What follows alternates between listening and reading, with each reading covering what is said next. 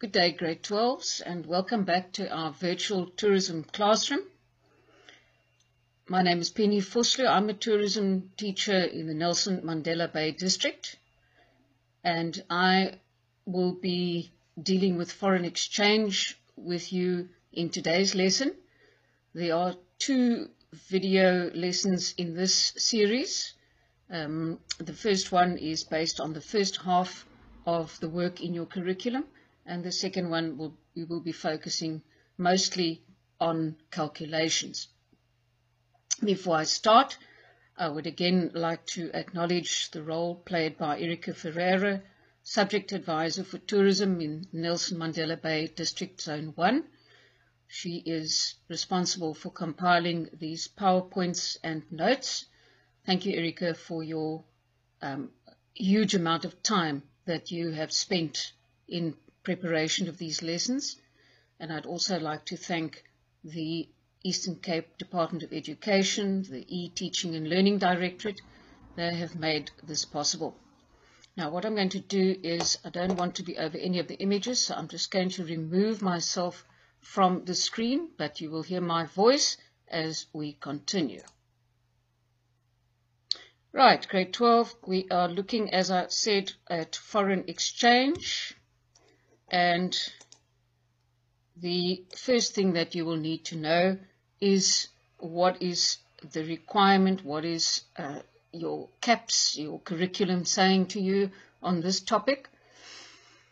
Today we will be dealing with the first 4 bullets that you see on the screen in front of you. Firstly, the term gross domestic product, GDP. But not only the term, what it means, we must also understand its benefits to the South African economy.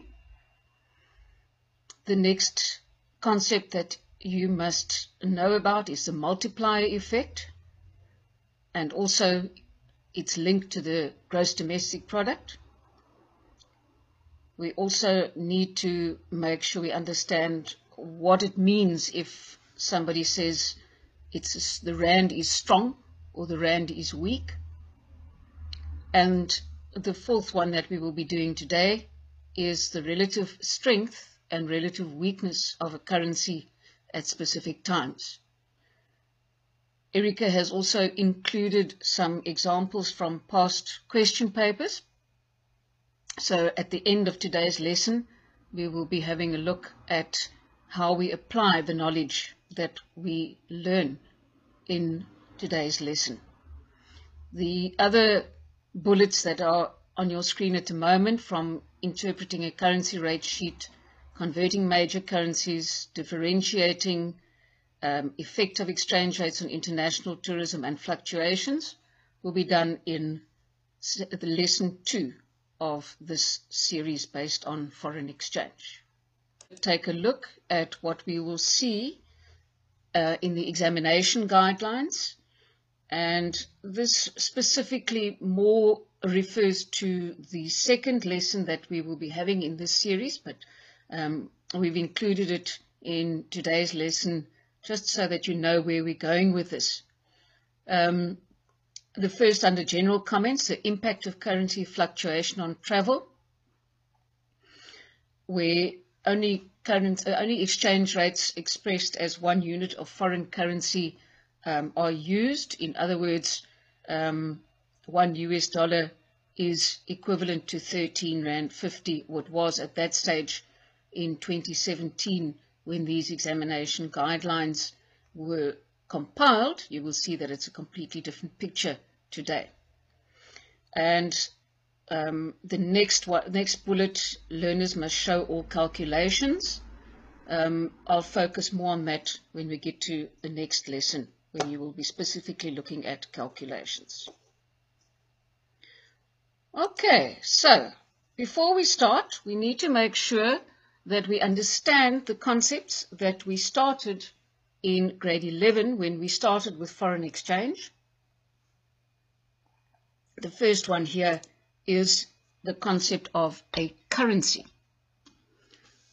Now, the definition in front of you on your screen is money, in the form of paper or coins used as a medium of exchange for goods and services. And then the image on your screen, you will see in the middle, we have currency, that is paper and coins, which is used to be exchanged for goods.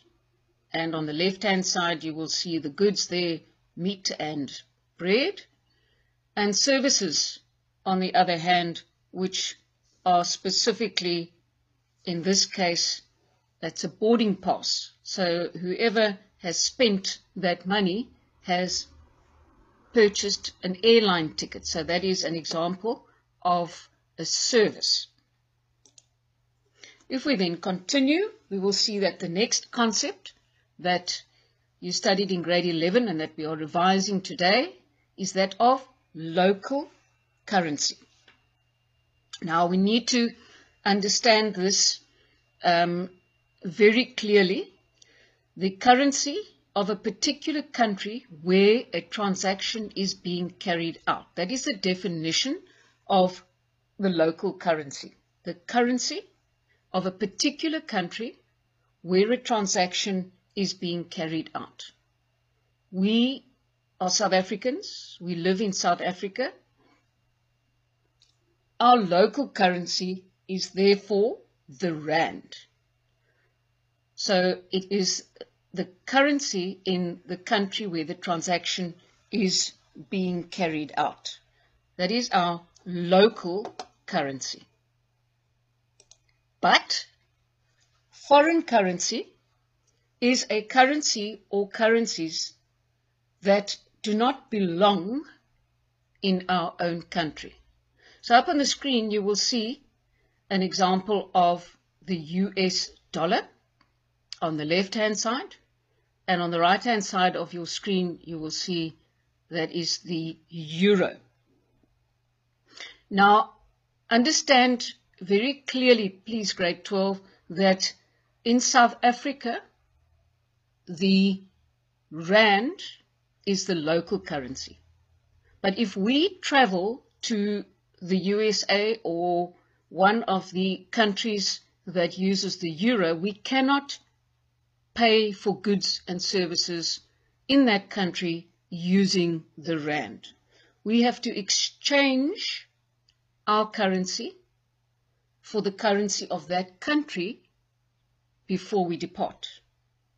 We have to, therefore, when we are in the US, we have to pay with US dollars, or if we are in Spain, we will be paying in euro.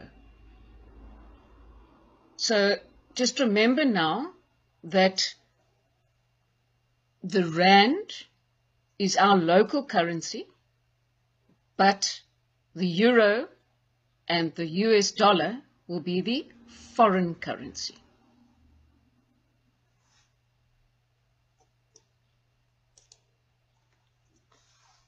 When we are traveling to another country, we need to exchange our currency before we leave.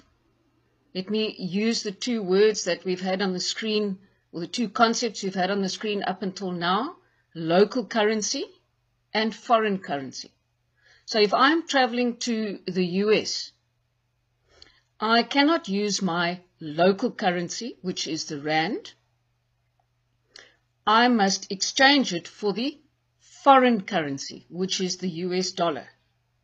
And that is called the practice of foreign exchange.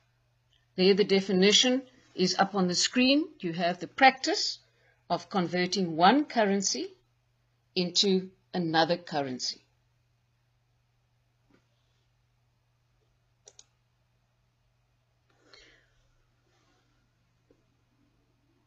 What you see up on the screen now is the definition of the term rate of exchange.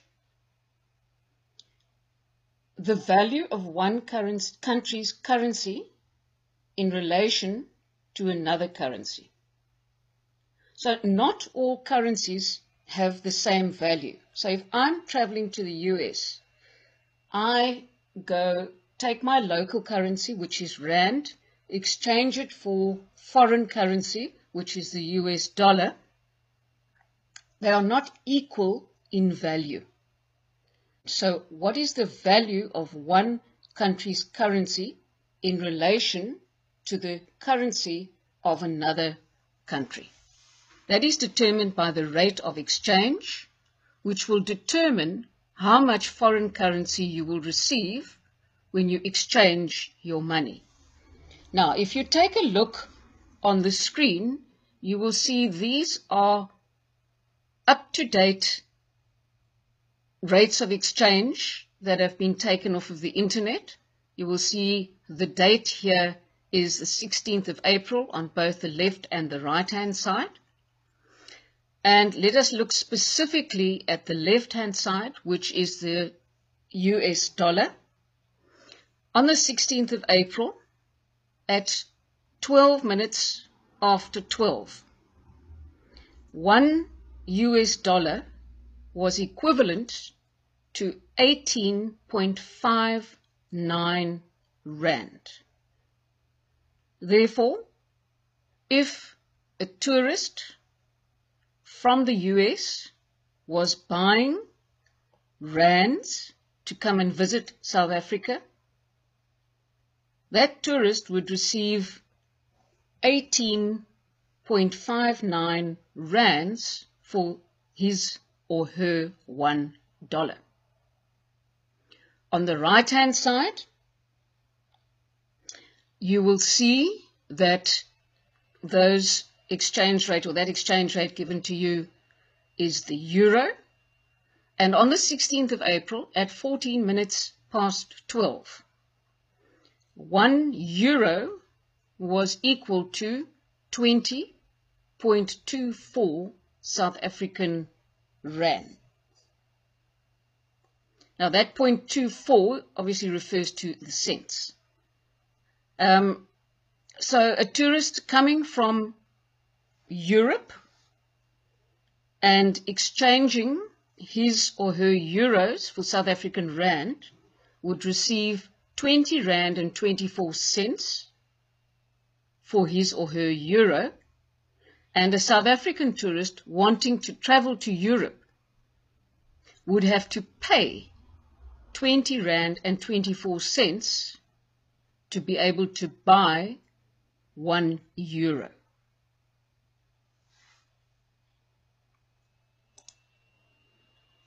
The next concept that we need to understand is that of fluctuation. Now, the word fluctuate means to change. So fluctuation, when we are talking about currency, refers to changes in the currency value in relation to another currency. Currency fluctuations take place daily. In other words, what that means is the value of a particular currency changes constantly. If you look at what is given to you on the screen, you will see that particular snapshot was taken on the 16th of April at 12:34. Now, if I can just refer you to the previous snapshot, which was taken at 12:14 on the 16th of April, you will see that the value of the rand in comparison to the euro, at 12:14 it was 20 rand 24 cents, and 12:34 on the same date, in other words, only 20 minutes later, the value was 20 rand and 15 cents. So that is an excellent example of fluctuation. I'd just like to refer you to the right-hand side of the screen, where you see a graph that indicates fluctuation. You will see that at the top of the graph there, In the time from the 26th of March onwards, that is indicated on the graph, that is the month that is given to you there. And you will see the fluctuation that has taken place in the value of the rand in relation to the euro. All right, grade 12s, we've had a look at the revision work from grade 11, and I just want to remind you how important it is that you understand those concepts before we continue with the new concept. And you will see that the first one of those new concepts that is up on your screen at the moment is gross domestic product. Now, if we can just take a look at what is coming up on your screen, you will see that the gross domestic product is defined as follows. It is the total value of goods and services that are produced in a country in the space of a year. Now, I'd just like to unpack that a little bit with you. If you take a look at the mention of the word goods there, now goods is products, things that are manufactured, and services, on the other hand, are something that is done for a person. So an example of a service could perhaps be an airline ticket, hotel accommodation.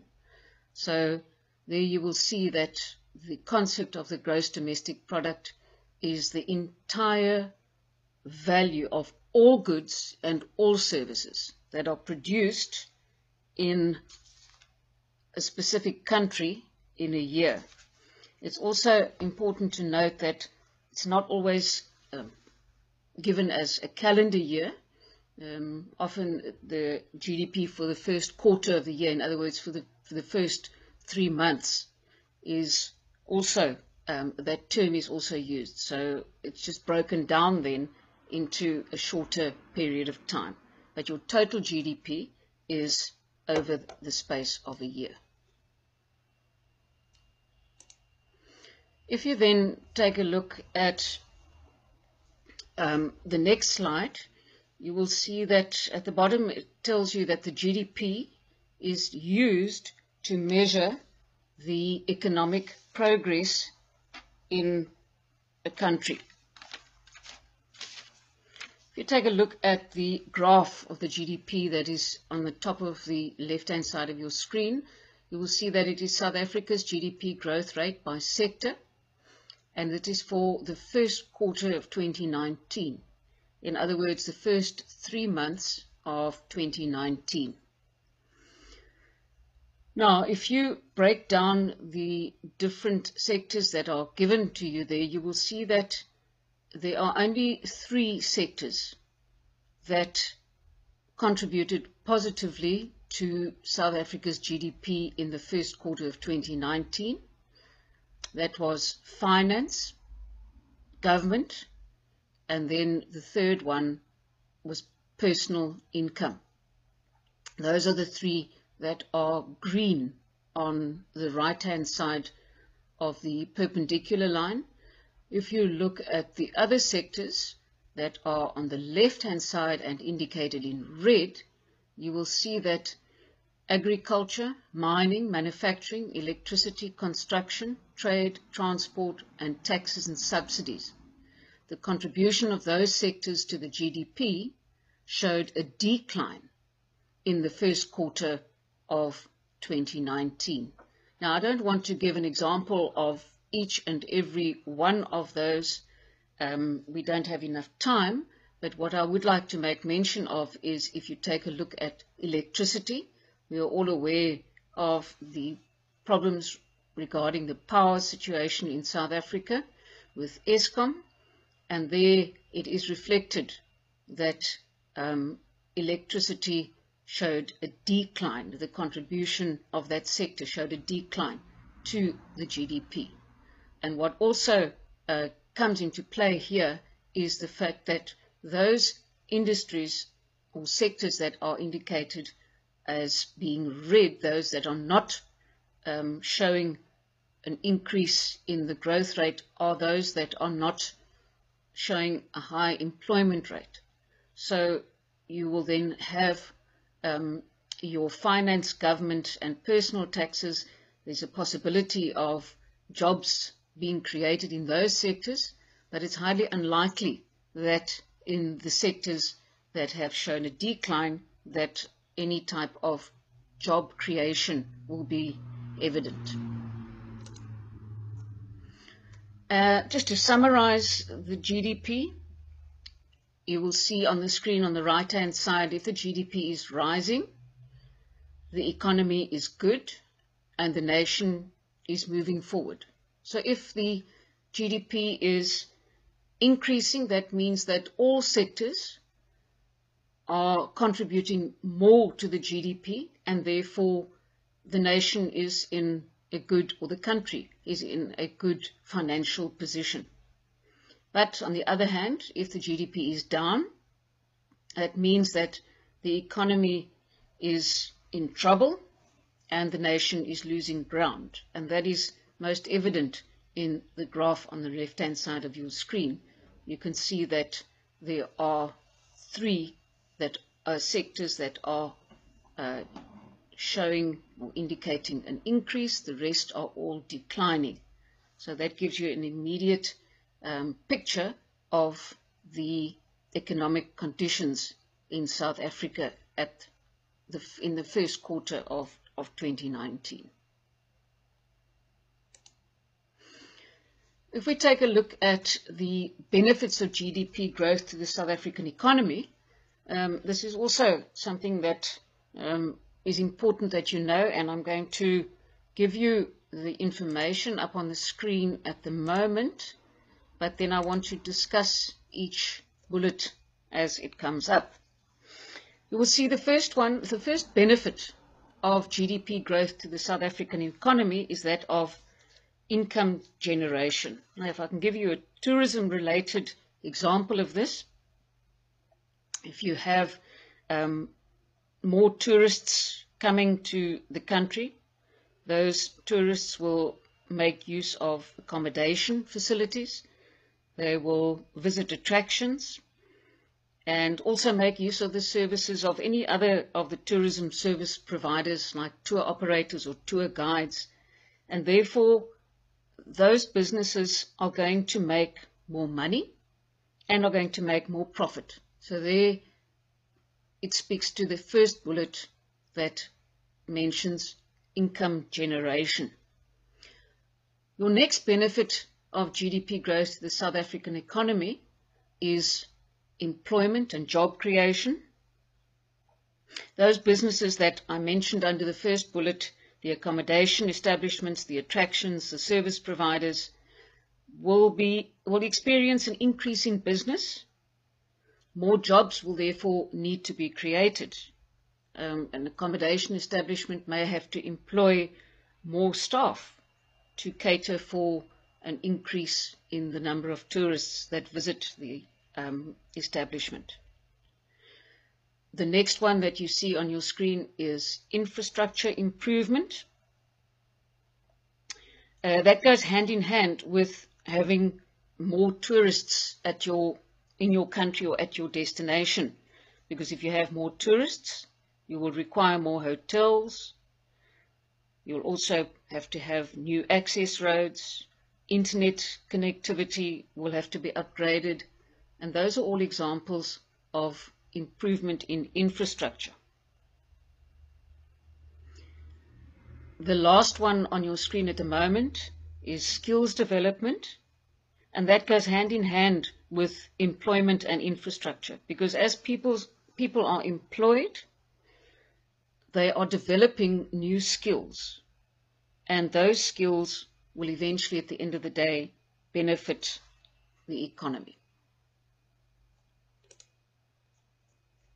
If you take a look at the pie graph on your screen at the moment, that is an example of the percentage that different sectors contribute to the GDP of a country. And if you take a look at the graph, you will see here that the biggest contributor to the GDP on the screen at the moment is 20% that is contributed by finance, real estate, and business services.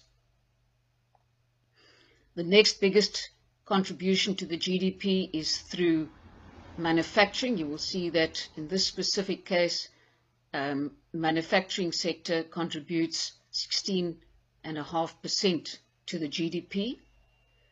The next one is 12.8%, which is contributed by general government services.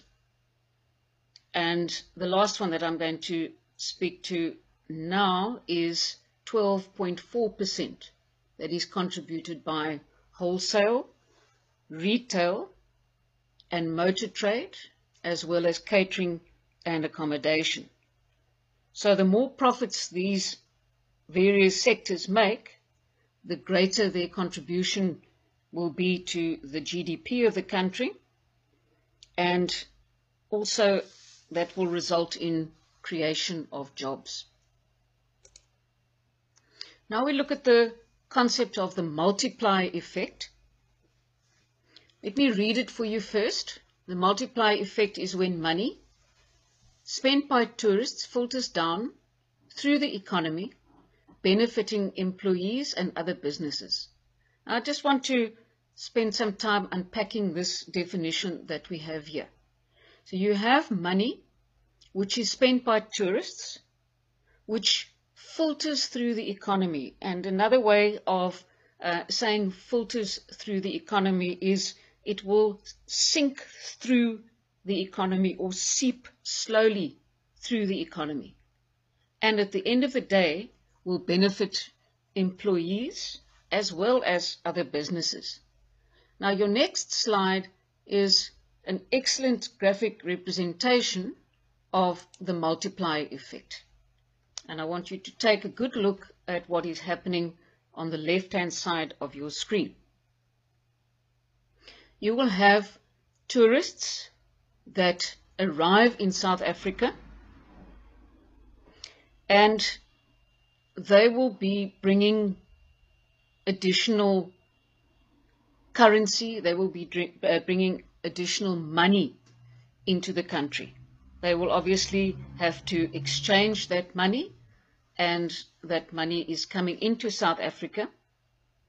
When that tourist is visiting South Africa, he will have to make use of certain products and services. And the specific example that has been given to you on the screen is that of an accommodation establishment. So that tourist will have to stay somewhere, in some hotel or bed and breakfast or guest house, when in visiting South Africa. Because the tourist has to pay to stay in the accommodation establishment, that accommodation establishment will have more money.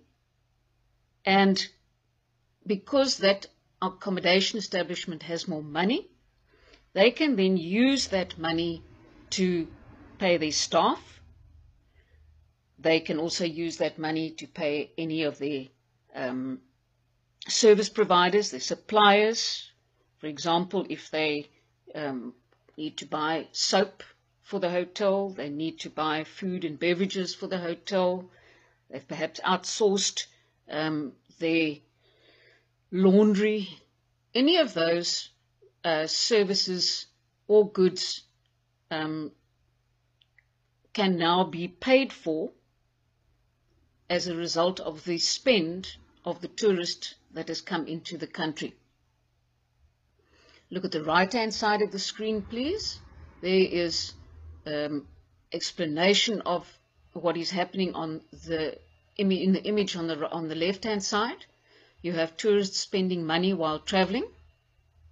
That money is filtered through into the local economy. which is then spent by local businesses in purchasing of goods or payment of their employees. So that money is therefore spent and respent in the economy of the country. And that then is the multiplier effect. That multiplier effect has a direct link to the GDP of the country. And what you are seeing on your screen now is essentially a summary of what I've already said to you, but I'm going to just take another look at it so that there is clarity on all levels of the multiplier effect. The value of expenditure is multiplied and has a positive economic effect.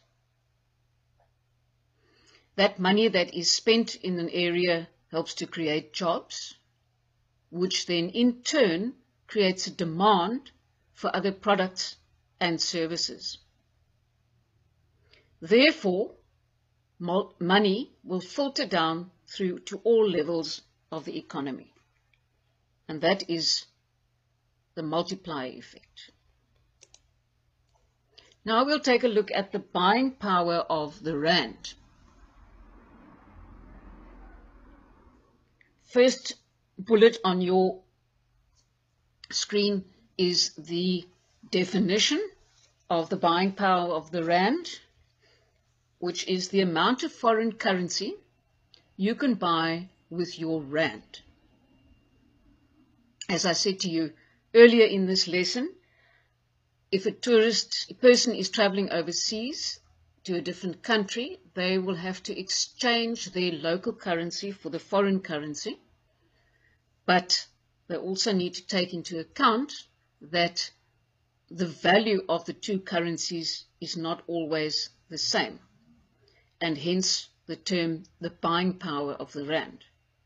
If the rand can buy a lot of the other currency, we will say that the rand is strong in relation to that currency.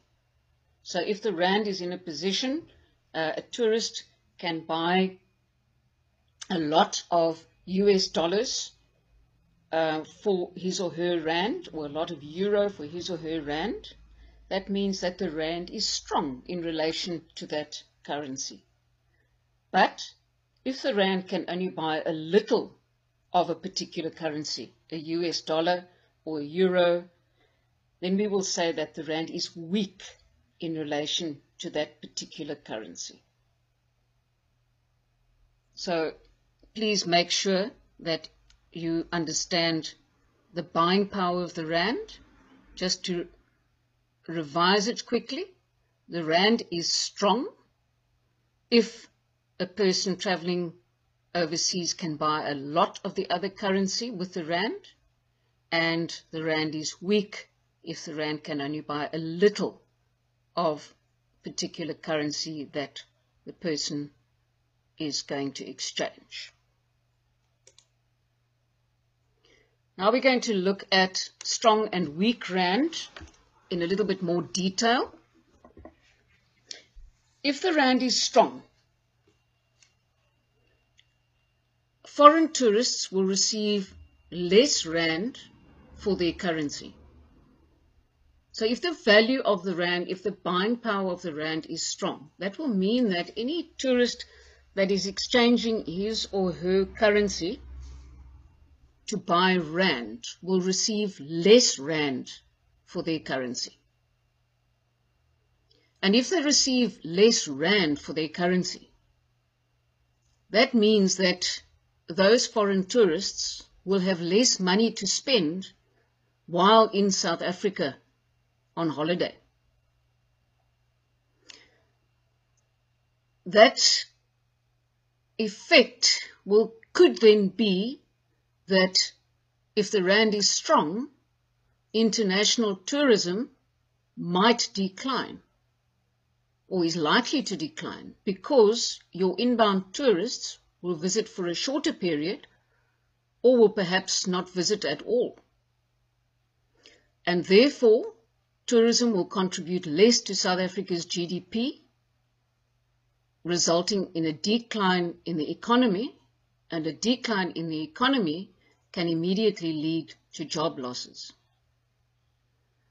Now, grade 12, this perhaps sounds like a bit of an anomaly if I say to you that if the rand is strong, that it can lead to a lesser contribution of tourism to the GDP and the economy declining, and it can perhaps lead to job losses. But understand that this is on the level of international tourism.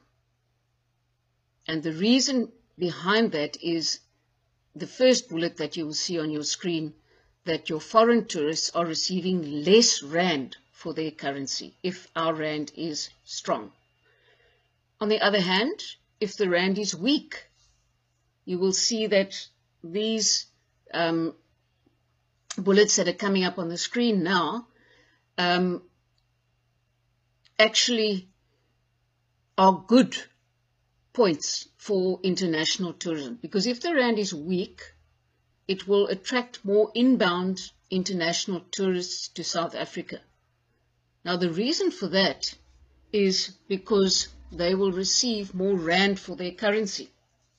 So a tourist that is coming to South Africa will receive more rand for their currency if the rand is weaker than their currency.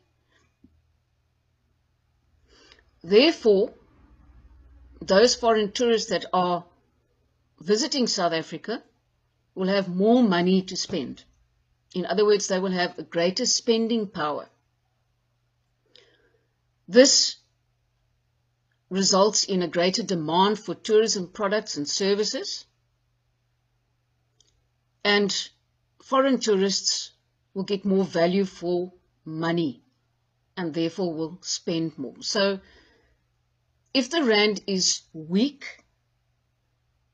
in relation to other major international currencies, there will be an increase in inbound international tourists, because South Africa will then be perceived as a value for money destination, because the tourist, when exchanging their rand, their currency for rand, they will receive more rands, and therefore they will be able to spend more time in South Africa, they will be able to spend more money in South Africa. We continue with a weak rand. If an increased demand for tourism products will lead to a growth in the GDP, which will then have a positive impact on the economy, resulting in job opportunities that are being created. Now, I'd just like to stop here for a second, and the following 4 bullets speak specifically to the impact on tourists. You need to read your question very carefully when you are answering this section in an exam paper, grade 12.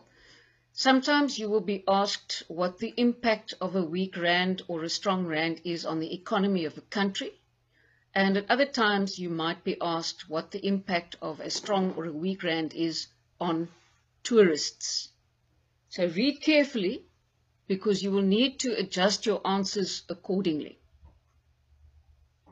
Now, if the rand is weak and you are asked about the impact on a tourist, then you can give the first answer that is given on the screen and says tourists can retain their original budget and have more money at their disposal. They may also even be able to reduce the original budget and end up spending less on their trip that they would have spent in the first place. If the rand is weak, a tourist will be able to use the opportunity to purchase more foreign currency that is needed for the journey, and they might also extend the length of their stay. I just want to repeat here, please, grade 12, pay special attention to what is being asked. when you answer this question? Is it the effect of a strong or a weak rand on the economy of the country, or is it the effect of a strong or a weak rand on the tourist or the tourism industry?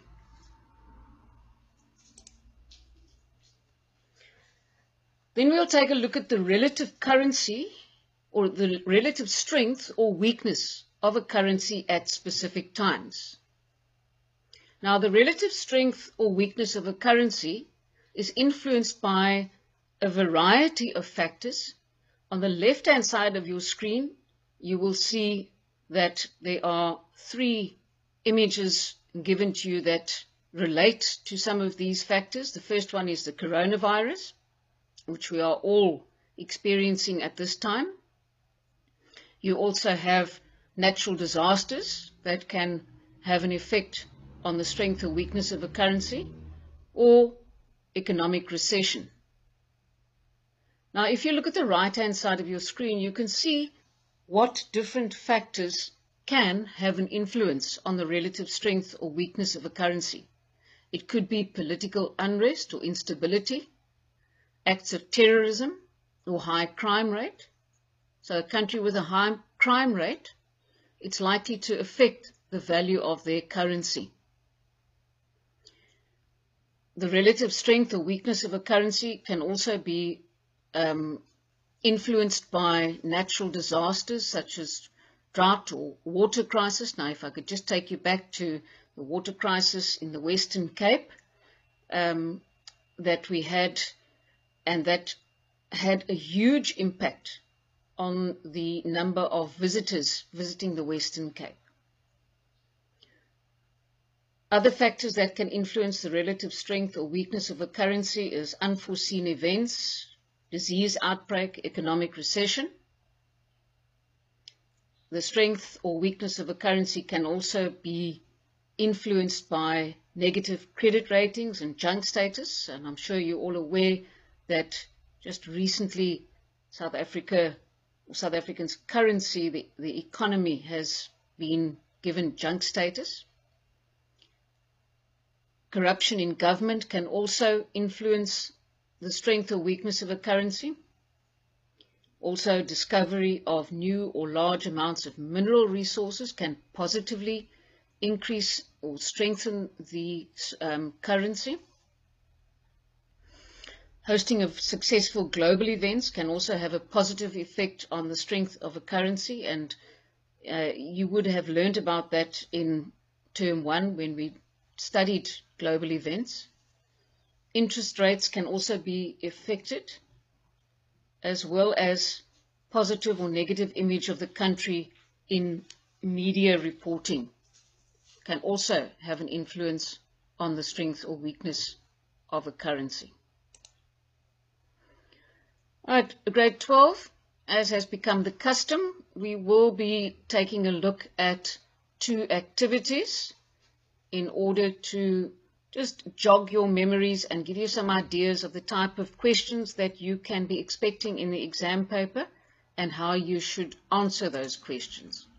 The first one comes from the February-March 27 NSC question paper. And I'm going to read the question for you, study the cartoon below, and answer the questions that follow. If you take a look at the cartoon, you will see that at the top, a sudden decline in the value of the rand in the latter part of 2015. And then you have a tourist that says, "Howdy, I'm from the USA. A drop in the value of the rand has been to my advantage during my holiday in South Africa." On the right-hand side of that same image, you will see there is a downward arrow, and in the downward arrow is written SA's economy. So the first question is, explain what the artist is addressing with regard to the value of the rand in the cartoon above. Now there are 3 ways or 3 places that you can find the answer to this question in the extract. The heading says a sudden decline in the value of the rand. In the speech bubble, the tourist says a drop in the value of the rand. and on the right-hand side, the downward facing arrow that has the words SA economy. So that is simple enough to answer. The second question, discuss one way in which the value of the rand has benefited the American tourist during her visit to South Africa. Now, I'm going to read the answers on the screen for you, and I want you to think back to the last couple of slides on that we had in this presentation, what the effect of a strong and a weak rand is. So, the American tourist will receive more rands for her dollars. Why? Because of the decline in the value of the rand. That tourist will also have more spending power because of the decline in the value of the rand. And therefore, South Africa will be regarded as a better value for money destination for the tourist, because the tourist is receiving more rands for her dollars when she exchanges.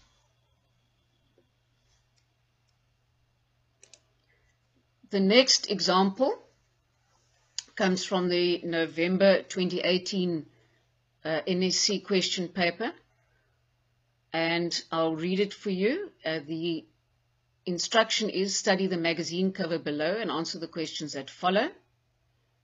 The text that is there is a weak rand can have both a negative and a positive impact on the tourism industry and on the South African economy. The poverty and unemployment depicted in the picture is a dilemma. Now, another word for dilemma is a problem many South Africans are faced with. This situation cannot be allowed to continue. And if you look at the image, you will see there is a young man holding a board saying, "This can't go on. We need a weaker rand to create jobs and growth." The instruction here is refer to the scenario above. Write a paragraph in which you discuss how a weak rand can help to alleviate poverty and unemployment in South Africa.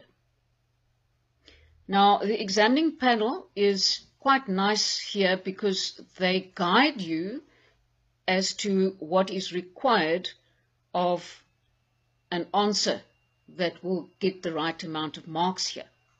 So they tell you that your discussion must include the points given to you there. Firstly, how a weak rand will give international visitors more buying power, and how the scenario will contribute to the multiplier effect.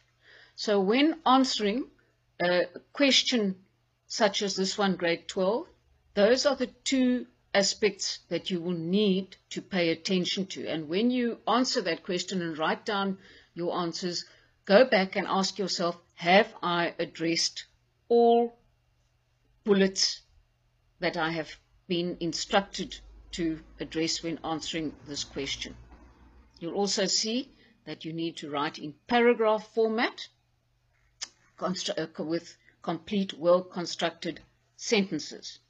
Now, if we just take a look here at the answers that are given, the first thing that you will note is that it is in paragraph format. And make sure that all of the bullets have been addressed. So how a weak rand will give international visitors more buying power and the contribution to the multiplier effect. Firstly, the marking guideline gives you the first answer that says a weak rand will attract more inbound international tourists to South Africa.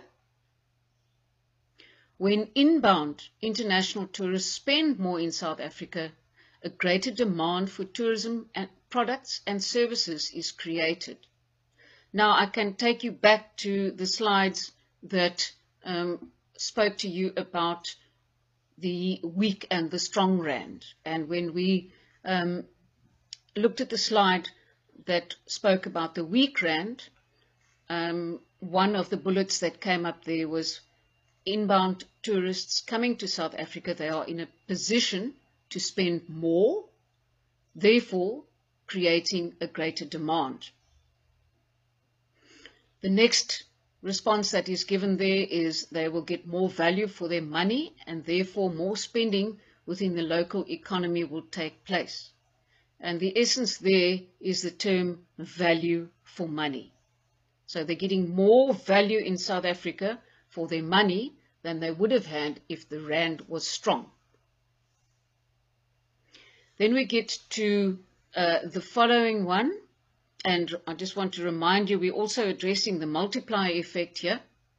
More international tourists will come to South Africa and they will spend more.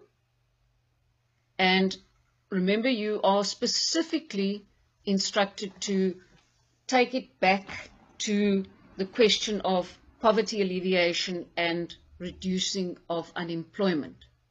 So that must also be addressed in your answer that you give there, and that is addressed in that particular bullet.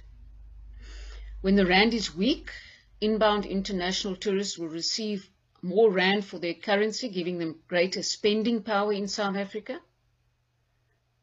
which will lead to increased demand and a growth in the GDP. Therefore, more job opportunities will be created, thus improving the standard of living for people in South Africa. So again, what was the starting point here?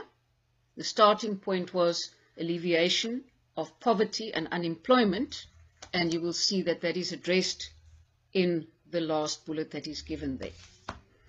Okay, grade 12s, we've come to the end of this lesson. I trust that you enjoyed it. I trust that you've learned something. And I hope to see you back when we have our second lesson that is based on foreign exchange. Goodbye.